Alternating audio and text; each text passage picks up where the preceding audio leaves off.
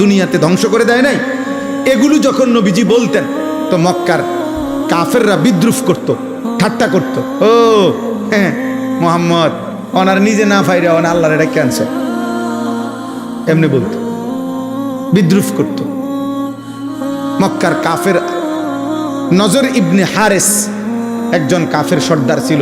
সে একদিন নবীজির সামনে, এই নবীজি যখন আজাবের কথা বলছে যে আল্লাহ আজাব দিবে, সে তৎক্ষণাৎ নিজের হাত উঠাইয়া দোয়া করতেছে আল্লাহর কাছে, আল্লাহুম্মা ইন কানা হাযা হুয়াল হাক্কা মিন ইনদিক ফাআমতির আলাইনা হিজারাতাম মিনাস সামা আবিতিনা বিআযাবিন আলীম। সে বলতেছে, হে আল্লাহ, এই মুহাম্মদের কথা মতো তুমি, তোমার কথা সে বলে তুমি নাকি আযাব দিবা, তোমার কথা না মানলে এটা যদি সত্যই হয় এখন দেখি তোমার কাছে কি আযাব আছে, এখন দাও দাও এখন দাও।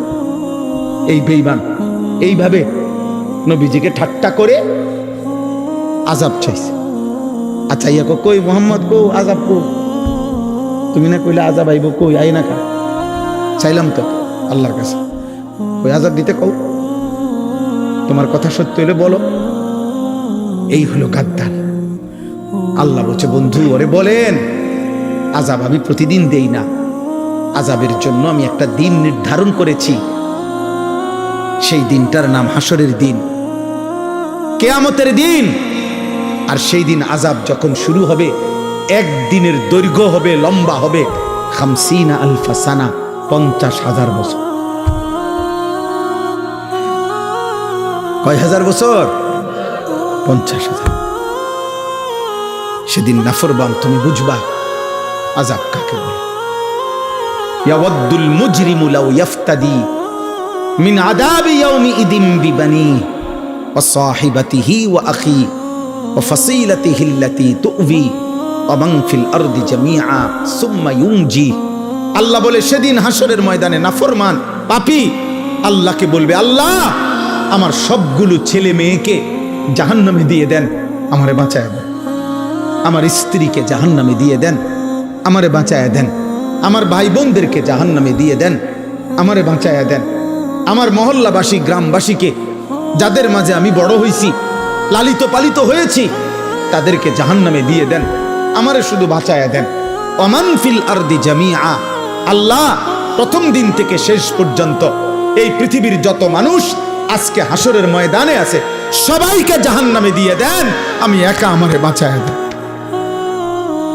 আল্লাহ বলেন আযাবের তীব্রতায়, আযাবের তীব্রতায় সেদিন হাসরের ময়দানে নাফরমান ছটফট করে বলবে, আল্লাহ গোটা পৃথিবী প্রয়োজনে আযাব দেন, আমারে বাঁচায় দেন। সুম্মা ইউনজি কাল্লা, আল্লাহ বলবে কাল্লা, হবে না, হবে না নাফরমান। আজ আমি কারো পাপের বোঝা অন্য কারো উপরে চাপাবো না। ইন্নাহা লাযা, আর জাহান্নামের লেলিহান আগুনের শিখা ধাউ ধাউ প্রজ্বলিত এই আগুনে তোমাকেই ফেলা হবে। নাযাআতাল লিশাওয়া, আর ফেললেই 1 সেকেন্ডে নাফরমান তোমার সমস্ত চামড়া খসে ফেলবে, তুলে ফেলবে, চামড়া খসে ফেলবে। আল্লাহ আমাকে মাফ করে দেন। এই জন্য বাপ, ছেলেরা, বয়স্ক বাপ, কাউরে আল্লাহ লম্বা হায়াত দিছেন, আপনি ধোকা খাইছেন অনেক দিন হায়াত পাইয়া। কাউরে আল্লাহ জওয়ানি দিছে, তুমি যৌবন পাইয়া মনে করছ আল্লাহ কিসের, আবার ইবাদত কিসের, আখিরাত কিসের। অথচ এক অনিবার্য বাস্তবতা, সেটা হলো মৃত্যু 24 ঘন্টা আমাদের সাথেই থাকে। মৃত্যু আমাদের কাছে না দূরে? 24 ঘন্টা। গতকালকে আমাদের একজন বাংলাদেশের একজন বুজুর্গ বড় আলেমে দ্বীন, ঢাকা জামিয়া রহমানিয়া আরাবিয়া শেখুল হাদিস আল্লামা আজিজুল হক রহমাতুল্লাহ আলাইহির যে মাদ্রাসা ছিল, আমাদের শেখুল হাদিস আল্লামা মামুনুল হক দামাত বারাকাতুহুমের যে মাদ্রাসা, ওনাদের এই মাদ্রাসার মুহাদ্দিস, প্রধান মুফতি, অনেক বড় মাপের একজন আলেমে দ্বীন হযরত মাওলানা মুফতি আব্দুল মুমিন রহমাতুল্লাহ আলাইহি, গতকালকে উনি আহা কুমিল্লা মিয়ামি হোটেলে, না গতকালকে আপনার বিবি বাচ্চা নিয়ে ঢাকা যাচ্ছে প্রাইভেট কারে, মিয়ামি হোটেলে নাস্তা করছে, নাস্তা কইরা মাত্র বের হইছে, স্টার লাইন বাস পিছন দিয়ে প্রাইভেট কারে ধাক্কা মারছে, একদম পিষা ফেলছে। হুজুরের বিবি, ওনার উপযুক্ত একটা মেয়ে, একটা হাফেজের কোরআন ছেলে, চারজনই নগদ তাৎক্ষণিক শাহাদাত বরণ করছে। দোস্ত, এবার ঈদের দিন থেকে নিয়ে শুরু করে এই বৎসর যেন মৃত্যুর মিছিল চলতেছে, মৃত্যুর মিছিল, লাশের মিছিল চলছে, মিছিল। ফেরির মধ্যে বাস উঠে, আস্তা বাস নদীতে পড়ে গেছে, শুনেন নাই? কুমিল্লা পদ্মুয়ার বাজারের চলন্ত ট্রেন, চলন্ত বাস ধাক্কা দিয়া মনে 10 মাইল দূরে ফেলা। লাইনম্যান ছিল না, সিগন্যাল দিছে না, খালাস। এইভাবে মৃত্যু যাদের ঘাড়ের কাছে প্রতি মুহূর্তে, এই অনিবার্য বাস্তবতা, চিরন্তন সত্য, আমাদের জীবনের অনিশ্চিত বিষয় বেঁচে থাকা, আমাদের জীবনের নিশ্চিত বিষয় মৃত্যুবরণ করা, এটা যার জীবন পিছনে আছে, মৃত্যু যার সাথে, এত আনন্দ, এত উল্লাস, এত অহংকার, এত বেনামাজি জিন্দিগি, এত অসভ্যতা, এত উলঙ্গতা, এত বেহায়াপনা, খোদার কসম যুবক বাবা, মানায় না, উচিত না, উচিত না রে বাপ, এটা ঠিক না। মৃত্যু যার ঘাড়ের কাছে।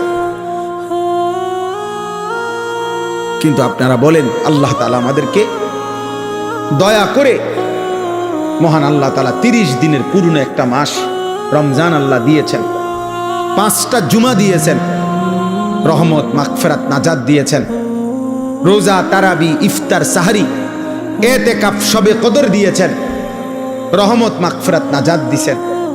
জাহান্নামের দরজা বন্ধ করে জান্নাতের দরজা খোলা রেখে শয়তানগুলোকে বন্দী করে নিজের হাতে আল্লাহ তাআলা যেই রমজান আমাদেরকে দিলেন, এই 30 দিনের রমজানে কত মানুষ কবরে গেছে, তার ভিতর থেকে আমাদেরকে আল্লাহ তাআলা হায়াত দিয়ে পুরা 30 দিন পার করার তৌফিক দিছেন।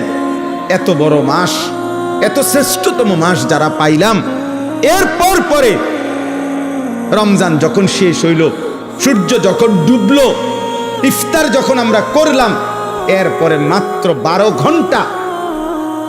ঘন্টা গেল না, তারপরে দিনে যারা আগের মতো গান, বাদ্য, ডেকসেট, নর্তকী, ছবি, মোবাইলের অস্থির দৃশ্য, 1 সপ্তাহের ব্যবধানে এত বড় রমজান তোমাদের যাদের উপর দিয়ে যুবক পার হলো, অথচ আগের মতো 1 ওয়াক্ত নামাজ নাই, ফজরের নামাজও পড়ো না, 5 ওয়াক্ত নামাজও পড়ো না, এত বড় রমজান কার উপর দিয়ে গেল? হায় হায় হায় হায়, এত বড় শ্রেষ্ঠতম রমজান আল্লাহ দেওয়ার পরে, হায়াত দেওয়ার পরে, আমাদের উপর দিয়া অতিবাহিত হওয়ার পরেও যাদের একটু পরিবর্তনও নসিব হইল না, আজকের দিনেও যারা 5 ওয়াক্ত নামাজের 1 ওয়াক্ত নামাজ পড়লা না, ঠিক তোর কপালে, থুতু তোর কপালে, থুতু তোর কপালে, থু তোর কপালে, নাফরমান, থুতু তোর কপালে দিলাম, থুতু। তোর মতো অসভ্য বেয়াদব, তোর মতো গাদ্দার মানুষরূপী জানোয়ার আসমানের নিচে জমিনের উপর আর কেউ নাই। তুই এই সমাজের নিকৃষ্ট বেয়াদব, এই সমাজের নিকৃষ্ট বেয়াদব, অসভ্য বেয়াদব বেটা,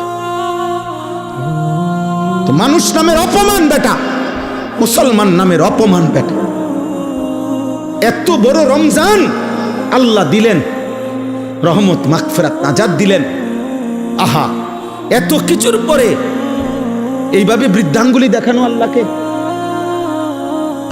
বলেন ইনসাফ কি বলে? একটা রমজানের মেয়াদ কি 1 সপ্তাহ, 1 দিনও থাকবে না, 24 ঘন্টাও থাকবে না। ছি ছি ছি ছি, আহা, বাবাগুলো কেমন মাইনা নিলেন আপনাদের ছেলেদের বেনামাজি। আপনাদের তো এতটুকু ভাবা উচিত যে কিরে, 1 মাসের হাই অ্যান্টিবায়োটিক ওষুধ খাওয়ার পরে ওষুধের মেয়াদ, টেম্পার, ওষুধের কার্যকারিতা একদিনও থাকবে না।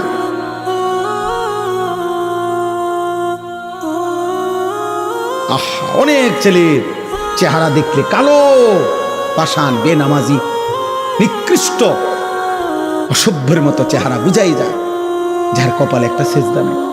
এই নাফরমান জন্তু জানোয়ারের মতো খায় আর ঘুমায়, রাস্তার জানোয়ারের মতো খায় আর ঘুমায় আর পেশাব করে, পায়খানা করে। আরে নাফরমান, ধিক তোর কপালে, থুতু তোর কপাল, আফসুস তোর কপাল। এমন মালিক, এমন দয়ালু, মেহেরবান আল্লাহ আমাদেরকে বিয়া। আল্লাহ ভালো না রাখলে খোদার কসম মাত্র একটি দেশের যুদ্ধে গোটা পৃথিবীতে প্রভাব বিস্তার। 1 লিটার তেলের জন্য 20টা ফিলিং স্টেশন বদলাইতে হয়। 1 লিটার তেলের জন্য ঘন্টার পর ঘন্টা সারা বাংলাদেশের শত শত পাম্পে, ফিলিং স্টেশনে মোটর সাইকেল গাড়ি নিয়ে ছেলে পেলে দাঁড়ায় রয়েছে। আপনি গিয়ে দেখেন।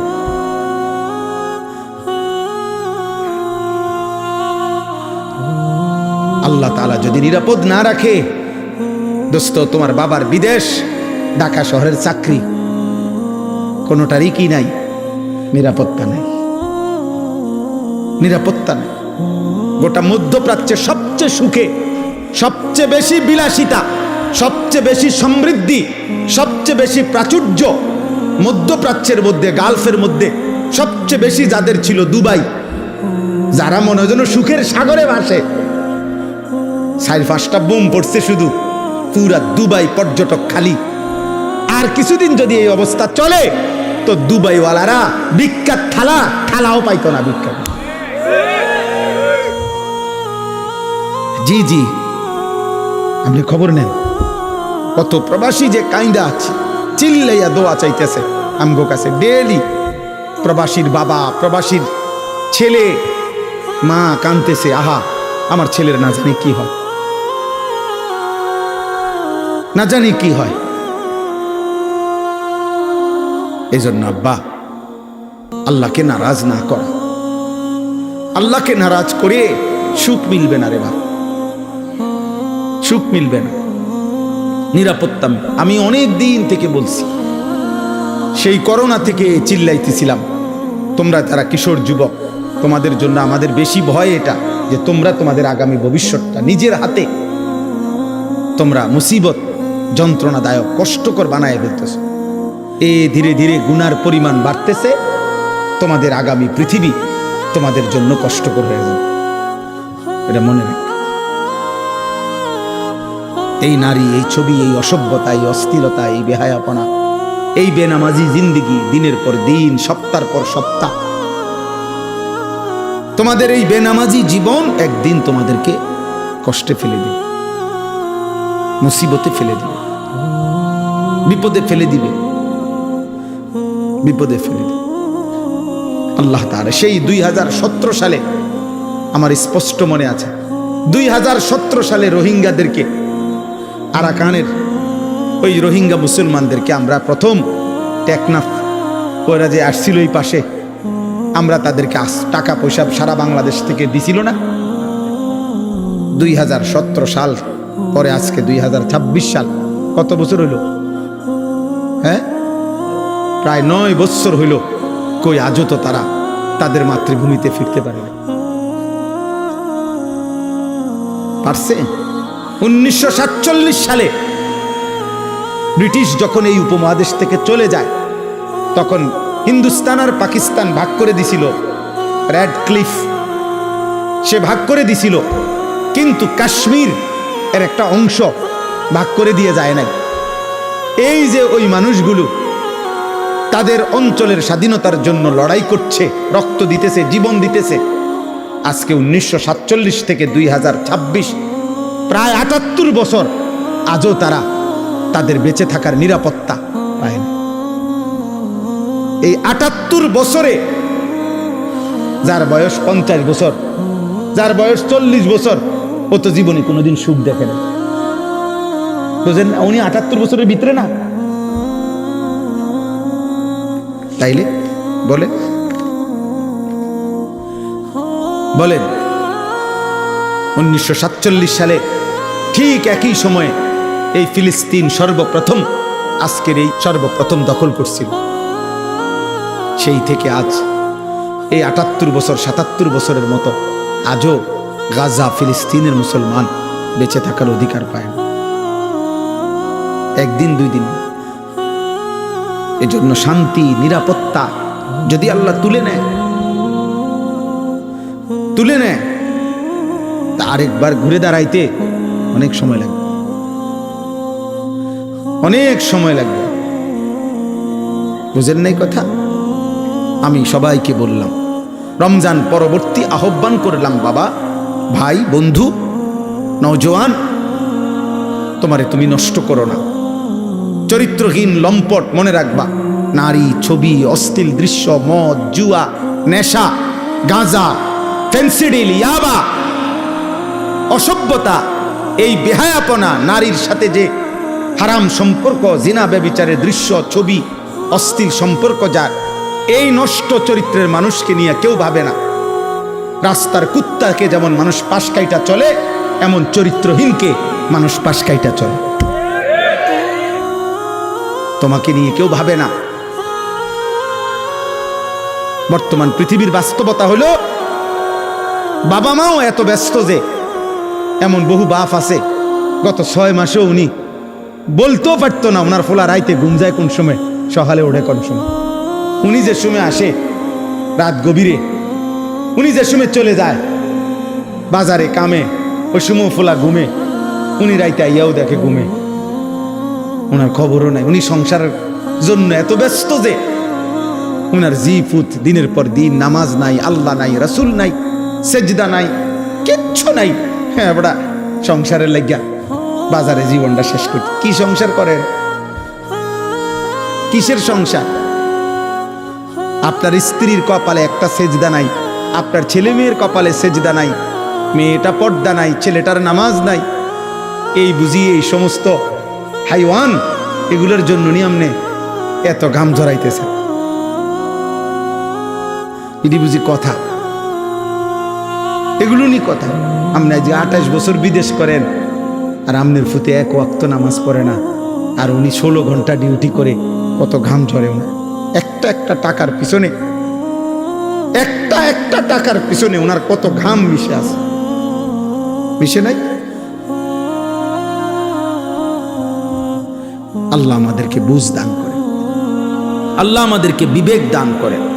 আমার ভাই, আমার বন্ধু, আল্লাহ তাআলা এই সূরা কোরআনুল কারীমের সূরা মুলক, এই সূরা আল্লাহ তাআলা এটা বলছেন, আল্লাযী খালাকাল মাউতা ওয়াল হায়াতা লিয়াবলুয়াকুম আইয়ুকুম আহসানু আমালা।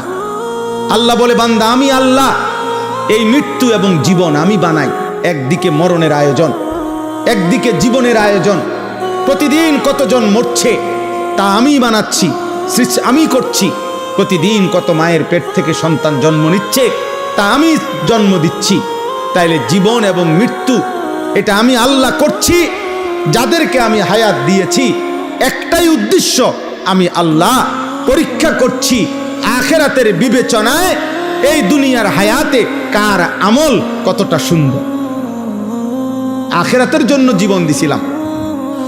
মদ, জুয়া, বিড়ি, সিগারেট, গান, বাদ্য, নর্তকীর জন্য না। সুদ, কিস্তি আর হারাম দিয়া দুনিয়া সাজাইবার জন্য না, বরং জীবন দিয়েছিলাম, হায়াত দিয়েছিলাম আখিরাতের জন্য। কিসের জন্য?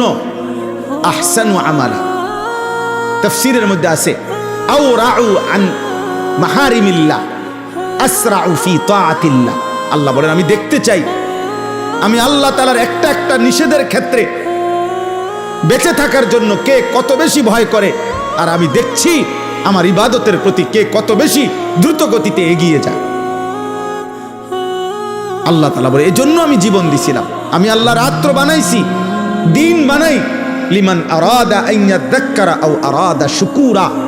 যারা যারা আমার জিকির করতে চায়, আমার শুকর করতে চায়, তাদের জন্য। নষ্ট, ভ্রষ্ট, পাপ, নাফরমানের জন্য বাবা আল্লাহ রাত বানায় নাই, দিন বানায়। অতএব আজকে এই আয়াতগুলোই আমি পড়লাম, সূরা মুলক।